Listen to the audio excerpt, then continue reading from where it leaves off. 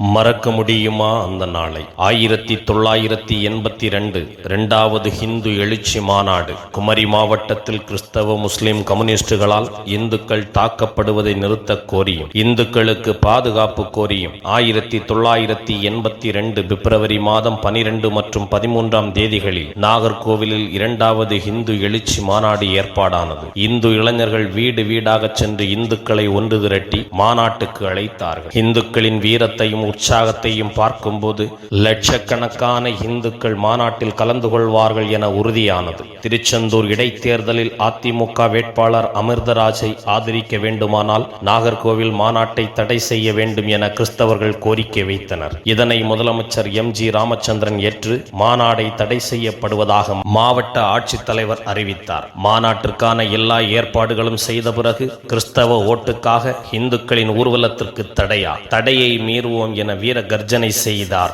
ஐயா தானுலிங்க நாடார். இந்துக்கள் சிலிர்த்தெழுந்தார்கள். அன்றைய மாலை பத்திரிகையில் இன்று முதல் இரவு பஸ்கள் ஓடாது என்று அதிர்ச்சியான செய்தியும் வெளிவந்தது. இந்துக்கள் சைக்கிளிலும் வயலோரமாகவும் நடந்தும் ஓடியும் நாகர்கோயிலுக்கு வந்தனர். ஒரு ஊர்வலத்திற்கு தடை செய்ய மாவட்டம் முழுவதும் போக்குவரத்தை நிறுத்திய சம்பவம் இந்திய வரலாற்றில் எங்குமே நடந்ததில்லை. பிப்ரவரி 13 காலை முதல் லட்சக்கணக்கான இந்துக்கள் நாகர்கோவில் நகரை முற்றுகையிட்டனர். ஊர்வலம் துவங்க இருந்த இந்து கல்லூரி மைதானத்தில் போலீசார் குவிக்கப்பட்டு கல்லூரியின் உள்ளே நுழைய முடியாமல் அணிவகுத்து நின்றார்கள். சரியாக மதியம் 2 மணி ஐயா தானுலிங்க நாடார், வீரத்துறவி ஐயா ராமகோபாலன்ஜி, ஜில்லா சங்கஜாலக் மானனீய முத்துசாமிஜி ஆகியோர் காரில் வந்து இறங்கினார்கள். அந்த நேரத்தில் ஒரு விசில் சத்தம் கேட்டது. அடுத்த சில நிமிடங்களில் லட்சக்கணக்கான இந்துக்கள் பல வழிகள் மூலமாக சாறை சாறையாக வந்து குவிந்தார்கள். வந்தே மாதர கோஷம் விண்ணை பிளந்தது. லட்சக்கணக்கான பேர்களை கைது செய்ய முடியாது, தலைவர்களை மட்டும் கைது செய்கிறோம், நீங்கள் கோட்டாறு காவல் நிலையம் வாருங்கள் என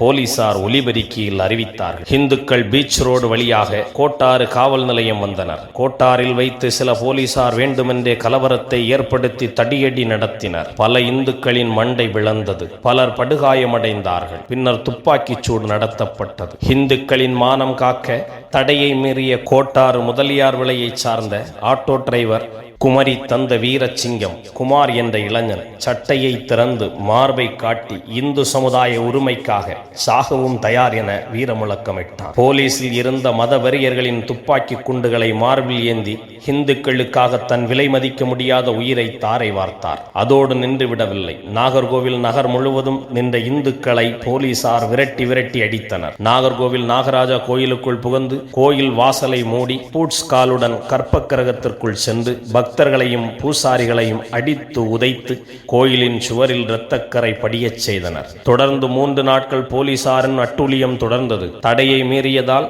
ஐயா தானுலிங்க நாடார், வீரத்துறவி ராமகோபாலன்ஜி, மானனீய முத்துசாமிஜி, எம்.ஆர். காந்தி, சுவாமி பொன்னையா ஐயப்பன், ஜி. நாராயணன், பாலப்பள்ளம் நீலகண்டன், குலசேகரம் அப்பு நடேசன், மங்கலம் பரமேஸ்வரன் நாயர், மங்கலம் சதாசிவன், குளச்சல் நடராஜன், நாகர்கோவில் துரைசாமி, கருப்புக்கோடு வேலாயுதன், பேச்சிப்பாறை ராஜேந்திரன், ஆரல்வாய்மொழி சண்முகம் பிள்ளை, தெங்கம்புதூர் ரத்னஜோதி, விஸ்வ இந்து பரிஷத் பகவான்ஜி, வேதாந்தம் ஜி மற்றும் பெயர் முகம் மறந்த நூற்றுக்கணக்கானோர் பாளையங்கோட்டை சிறையில் 26 நாட்கள் அடைக்கப்பட்டார்கள். அதோடு குமரி மாவட்டத்தில் அமைதியாக ஆன்மீக பணியாற்றி வந்த சுவாமி மதுரானந்த ஜி மகராஜ் அவர்கள் வெள்ளிமலை ஆசிரமத்திலிருந்து கைது செய்து நாகர்கோவில் எஸ்பி அலுவலகம் வரை கொண்டு வந்து பின்னர் இந்து இயக்க தலைவர்களின் கடும் எதிர்ப்பால் விடுதலை செய்யப்பட்டார். இந்து இயக்க தலைவர்கள் கைது செய்யப்பட்டதை கண்டித்தும் வீரசிங்கம் தியாகி குமாரின் உயிர் தியாகத்திற்கு நியாயம் கேட்டும் தமிழகம் முழுவதும் ஊர்வலமும் போராட்டமும் நடைபெற்றது. பாரத பிரதமர் இந்திரா காந்தியை சந்தித்துவிட்டு எம்.ஜி. ராமச்சந்திரன் அவர்கள் டெல்லியில் இருக்கும் தமிழ்நாடு இல்லத்தில் இருந்தபோது டெல்லி வாழ் இந்து மஞ்ச் அமைப்பினர் அவரை தடுத்து நிறுத்தி நீதி கேட்டனர். இந்து சமுதாய உரிமை மீட்புக்காக